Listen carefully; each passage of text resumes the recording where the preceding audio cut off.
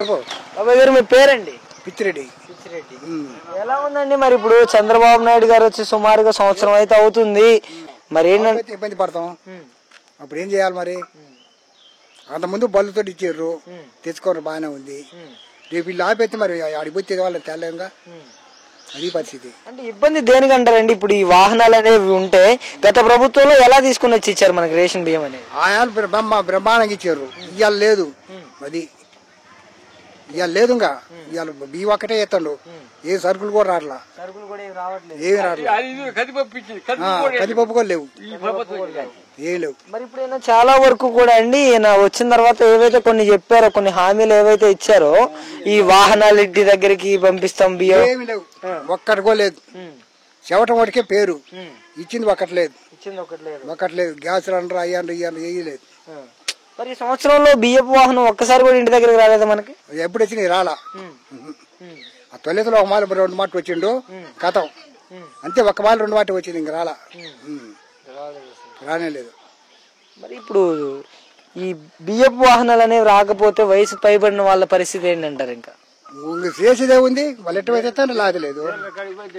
ఆడికి పోయి తెచ్చుకుంటాను లాదలేదు, పోయినట్టాయి. తీసుకోరంటారు, ఇంకా అక్కడికి వెళ్ళి తీసుకోవడానికి బాగాలేదు. ఆమె ఎట్ట పోయి తెచ్చుకుంటది, ముద్ర అయితేనే ఆమెకు వచ్చేది, ఆమె వేసేది లేదు, ఇటు తెచ్చుకునేది లేదు. అట్ట పోయేది కూడా ఉండదు. ఒకసారి ఏలు ముద్రలు పడవట్లేదని కూడా ఆపేస్తారా? అలా అయిపోయినట్టే. ఏళ్ళు పడట్లేదని ఆపేస్తారా? అలా అలా కూడా చేస్తారు. ఆ లైన్ లో ఉంటేనే ఇస్తారు, లైన్ తప్పిందనుకో ఇంక లేదు. ఇప్పుడు చాలా వరకు అండి ఈయన చెప్పింది ఏదైతే ఉందో, అడుగుతాను ఇప్పుడు ఏదైతే ఉందో కాదండి, ఇప్పుడు ఈయన ఏదైతే చెప్పాడో ఇప్పుడు డీలర్స్ దగ్గరికి వెళ్ళి తెచ్చుకుంటే ప్రజలకు వచ్చే ఇబ్బంది ఏంటంటారు? అసలుకి ఎందుకు లేదు ఇబ్బంది? ఇప్పుడు రానప్పుడు ఇబ్బంది కాకేముంది? ఇప్పుడు ఇంటికి వచ్చేదానికోనో ఆడికి పోయి తెచ్చుకునే వచ్చే తేడా ఉంది. ముసలోడు మొదలు అందరు తెచ్చుకుంటారు, అవన్నీ లేవుగా ఇప్పుడు. మరి బియ్యం ఒక్కటే పోతున్నాయి, నీట తెచ్చుకుంటాం లాదలేదు. అది డీలర్స్ అసలు పట్టించుకుంటారా? మనం వెళ్తే వాళ్ళు టయానికి పట్టించుకోరు, పోవాయి అంటారు. మనం ఒక్కడే చేస్తాం, అంతే. ఏలు ముద్దలు పడకపోయిందంటే ఇంకా వాళ్ళు మళ్ళీ దాన్ని పట్టించుకోరు. లైన్ లో నిలబడి అలాంటివి చెప్తుంటారు.